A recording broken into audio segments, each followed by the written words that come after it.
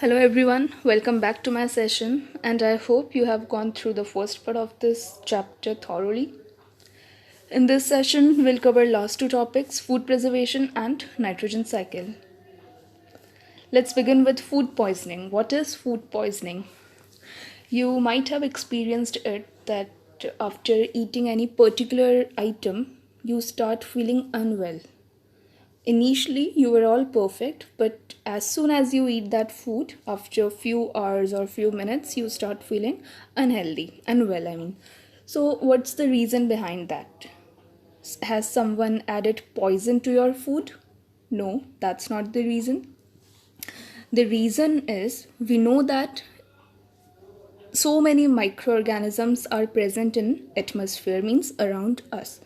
So our leftover food is prone to that, to those microorganisms, means those microbes can attack our food. So when they attack our food, they spoil our food, they make that food unhealthy. So, and if we consume that food, that obviously as it is harmful for our body, so it will make us unwell. So that's why we are calling it food poisoning, as that food has now become poison for us. What can be the symptoms which we can see? We can see pain in stomach, or we can start vomiting. And in severe cases, food poisoning can also cause death. So, what can we do so that our food not turn into poison? We need to preserve our food. We need to save our food. You have seen our mothers does the same during summer season. She keeps almost every food item in fridge. Why? Because in low temperature, bacteria or fungi, means low temperature does not promotes the growth of these microorganisms, so we can use that food for more days. That's our next topic, food preservation. Food preservation is the most vital part of the food industry. Now whenever we purchase anything, any edible item from market, we know that that is not freshly cooked, it is cooked days before. So but that is not unfit for us, we can consume it. So what's the reason? Because they follow few methods.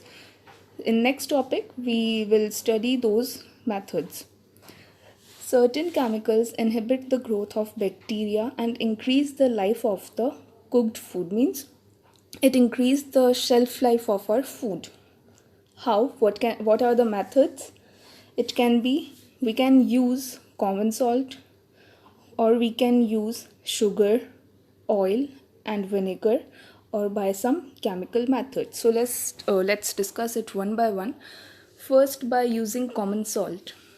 This is very basic practice which you can see at our house level also. You have seen our mothers use salt while preparing pickles. So common salt, also known as sodium chloride, is used as a preservative at home. Vegetables are pickled using salt, as the salt removes water and kills bacteria and fungus cell. Means when we add salt, then it absorbs the moisture, and whenever bacteria or fungi try to attack our food, it stops those microbes there only. It does not let them to spoil our food. So this is the first method, by using common salt. Second, we can use sugar, preservation by sugar.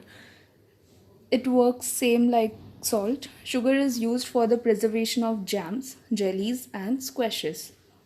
The growth of microbes is restricted by the use of sugar, as it reduces the moisture content. Again, it will not allow those microbes to grow in our jams, jellies or squashes. Third, preservation by oil and vinegar. Many food preparations like pickles are preserved by adding either oil or vinegar to them. Bacteria cannot grow in such medium. Okay, now these three methods, they are mostly done at domestic level, means at small level. But what when it is performed at very large scale, means at industrial level, can we use same things, so salt, sugar, oil, vinegar? No. So for that purpose we use chemical method, food preservation by chemical method.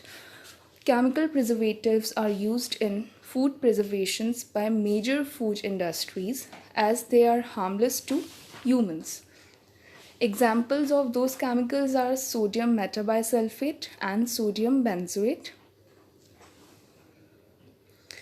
Okay, now still there are few food items which we cannot preserve by using salt, sugar, oil, vinegar, or these chemicals, like milk and vegetables. Can we preserve milk by adding salt into it? No. By adding sugar? No. By adding chemicals into it? No. So what is the method which we use to preserve milk? And that is our next topic, pasteurization. Pasteurization is the method of preserving milk. This method makes our milk safer to drink, means it kills bacteria which is present in milk. So what happens in this method in pasteurization? It involves heating milk to 71.7 degrees Celsius for at least 15 seconds. Once the milk has been heated, it is then cooled very quickly to less than 3 degrees Celsius. Means we heat our milk at higher temperature for at least 15 seconds and then instantly we cool it. So this heating and instantly cooling, this method makes it safer to drink. So when the milk has been pasteurized, it is bottled or packaged to be sold to consumers. And at our home level, what our mother does, she boils it first.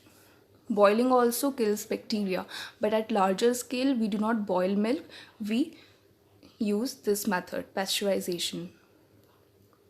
Now, for storing vegetables, can we use sugar, salt, oil, vinegar, chemicals, or pasteurization? No. So how can we preserve vegetables or dry fruits? By keeping them into a cold room, that is cold storage. Cold storage is a special kind of room, the temperature of which is kept very low with the help of machines. Dry fruits and many vegetables are preserved by this method. Temperature of that room is very low. Why? Because low temperature inhibits the growth of microorganisms, means bacteria or fungi, they cannot grow in low temperature. That was all about food preservation techniques. Now our last topic is nitrogen cycle. And students, this topic is very important. In 7th standard, you have studied water cycle. That was, water cycle is circulation of water in nature. So similarly, nitrogen cycle, it is circulation of nitrogen into nature. As oxygen is essential for us, similarly, we also need nitrogen. So nitrogen is an important element to all life on earth. And nitrogen cycle is this circulation of nitrogen. Circulation of nitrogen between plants, animals, bacteria, atmosphere, and soil. Let's discuss it in detail. There are few steps which are followed, it comprises of few steps, in which first is nitrogen fixation. We all know that our atmosphere consists of 78% of nitrogen, and it is available in gaseous form, N2, nitrogen. But plants cannot use that nitrogen directly, means they cannot consume that gaseous nitrogen into indirect form. So a conversion is needed. Let's imagine your favorite edible item is chocolate, and chocolate is made up of cocoa. So what do you eat? Do you eat chocolate or you eat it in raw form, cocoa? No. Cocoa, you cannot eat it directly.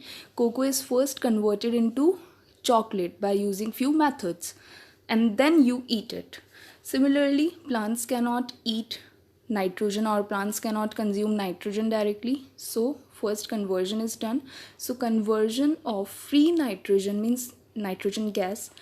Conversion of free nitrogen into nitrogen compounds is known as nitrogen fixation. This is our very first step of nitrogen cycle. Now, in the making of chocolates, human beings are involved. Okay, but in conversion of nitrogen into nitrogen compounds, who is involved? Human beings? No. So how this conversion takes place? It can be done by rhizobium, it is a bacteria, or it can be done by blue-green algae, or can be done by lightning. So how lightning helps in conversion of this nitrogen? See, during lightning stroke, which is very common during rainy season, so the temperature in the sky, it goes to very it means the temperature becomes very high, and due to that high temperature, chemical reaction takes place above there, and due to that chemical reaction, nitrogen gets converted into nitrogen compounds. So it can be done by rhizobium, blue-green algae, or lightning. After conversion, second step is absorption of nitrates by plants. And from where do they absorb nitrates? Obviously from soil. After absorption comes third step, which is ammonification. Now we know that plants are eaten by animals, so proteins from dead plants and animals are converted into ammonia by ammonifying bacteria, or in simple, in this step, proteins get converted into ammonia. And who takes place this conversion? Means with the help of whom? By bacteria, and that bacteria is known as ammonifying bacteria because it helps in conversion. After ammonification comes nitrification, fourth step. In third step, we got ammonia. Now again, that ammonia is converted into nitrites and nitrates. And who does this conversion? Bacteria, and that bacteria is known as nitrifying bacteria. Okay, last step of this cycle is denitrification. Simply opposite of step 4. In step 4, we got nitrites and nitrates. In fifth step, those nitrates are converted into free nitrogen by denitrifying bacteria. Nitrates are converted into, again, nitrogen gas. And who does this conversion? Bacteria, and that bacteria is known as denitrifying bacteria. So those were 5 steps. This is nitrogen cycle in diagrammatic form. At the top, atmospheric nitrogen, N2. It is in gaseous form. Plants cannot absorb it directly, or it cannot consume it directly. So see towards left side, downward arrow. Nitrogen fixing prokaryotes convert nitrogen into ammonia. NH3 is ammonia. Then nitrifying prokaryotes convert ammonia to nitrites and nitrates. And this step is known as nitrification. After nitrification comes denitrification. Look here. Denitrifying prokaryotes, they convert nitrates to nitrogen, and see this upward arrow towards right side. It goes back to the atmosphere. So this is nitrogen cycle. Hope you understood the chapter well. Thank you.